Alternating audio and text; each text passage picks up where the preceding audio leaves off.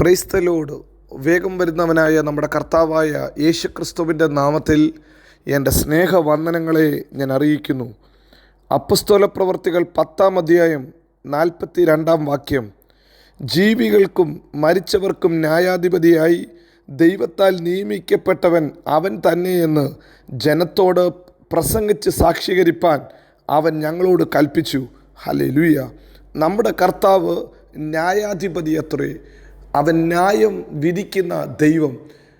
മത്തായി സുവിശേഷം 25-ാം അധ്യായത്തിൽ കർത്താവ് ന്യായാധിപതിയായി ഹല്ലേലൂയ സിംഹാസനത്തിലിരുന്ന് ജനത്തെ ന്യായം വിധിക്കുന്നു എന്ന് വേദപുസ്തകം നമ്മെ ഓർമ്മപ്പെടുത്തുന്നു. നമ്മുടെ കർത്താവ് ന്യായാധിപതിയാണെങ്കിൽ അതിന് തക്കവണ്ണം നമ്മുടെ ജീവിതത്തെ നമുക്ക് ക്രമീകരിക്കാം. നമ്മുടെ പിതാവ് ന്യായാധിപതി അത്രേ. ഹല്ലേലൂയ. ഇതാ തിരുവചനത്തിൽ ഇങ്ങനെ എഴുതിയിരിക്കുന്നത്, ജീവിച്ചിരിക്കുന്നവർക്കും മരിച്ചവർക്കും ഒരുപോലെ ന്യായം വിധിക്കാൻ കഴിവുള്ളവൻ. ഈ ലോകത്തിലെ ഏത് ന്യായാധിപതിക്കും അല്ലെങ്കിൽ ന്യായം വിധിക്കാൻ കഴിയുന്നത് ജീവിച്ചിരിക്കുന്ന മനുഷ്യരെ അത്രേ. ജീവിച്ചിരിക്കുന്ന മനുഷ്യർക്കത്രേ ഹല്ലേലൂയ കേസും വ്യവഹാരവും കാര്യവും ഒക്കെ ഉള്ളത്.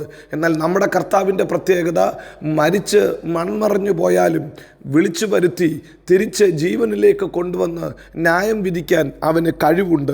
അവനെക്കൊണ്ട് അത് സാധിക്കും. അതുകൊണ്ടാണ് അപ്പസ്തോല പ്രവൃത്തി 10:32 നാം വായിക്കുന്നത്.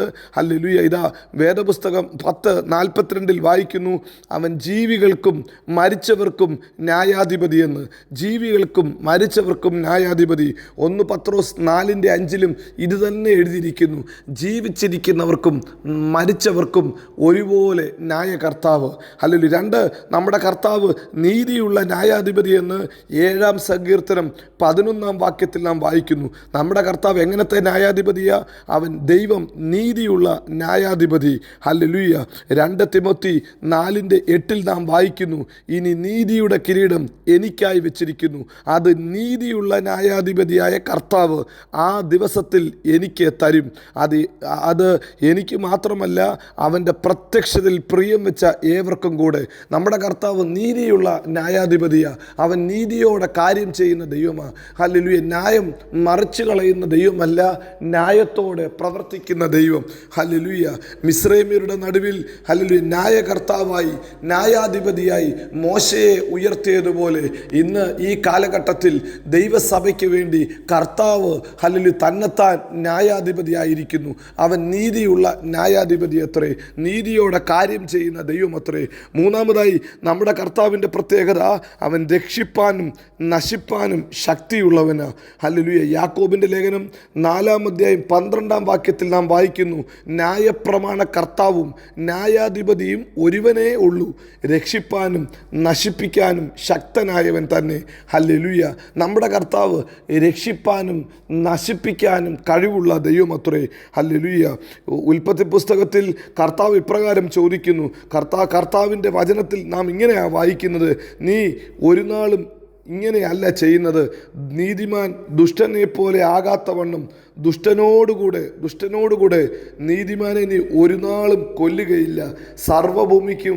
സർവഭൂമിക്കും ന്യായാധിപതിയായ കർത്താവേ, നീ നീതി പ്രവർത്തിക്കാതെ ഇരിക്കുമോ? ഹല്ലേലൂയ. കർത്താവിനോട് ചോദിക്കുന്ന ആ ഒരു ചോദ്യം ഹല്ലേലൂയ എത്ര കറക്റ്റാ. അവൻ നീതിമാനെ ഒരു നാളും ദുഷ്ടനോട് കൂടെ നശിപ്പിക്കത്തില്ല. അവൻ നീതിയുള്ള കർത്താവാ.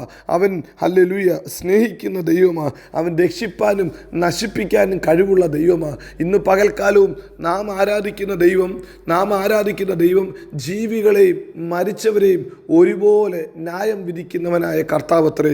വീണ്ടും തിരുവചനത്തിൽ നാം ഇങ്ങനെ വായിക്കുന്നു, പത്രോസിൻ്റെ ലേഖനത്തിൽ വായിക്കുന്നു, അവൻ മുഖപക്ഷം കൂടാതെ ന്യായം വിധിക്കുന്ന ദൈവമാണ്.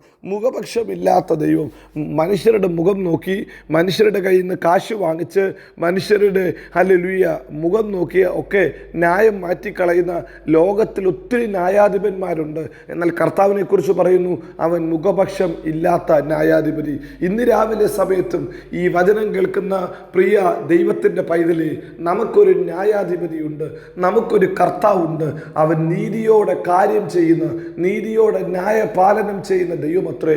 എത്ര പേര് സന്തോഷത്തോടെ അല്ലെങ്കിൽ ഈ ദൈവത്തെ ഒന്ന് ആരാധിക്കും? അല്ലെങ്കിൽ നാം ചിന്തിച്ചത് നമ്മുടെ ന്യായാധിപതിയുടെ ചില പ്രത്യേകതകളാണ്. ഒന്ന്, അവൻ ജീവിച്ചിരിക്കുന്നവർക്കും മരിച്ചവർക്കും ഒരുപോലെ ന്യായം വിധിക്കുന്ന ദൈവം. ഹല്ലേലൂയ. രണ്ട്, നമ്മുടെ കർത്താവ് നീതിയോടെ കാര്യം ചെയ്യുന്ന ന്യായകർത്താവ്.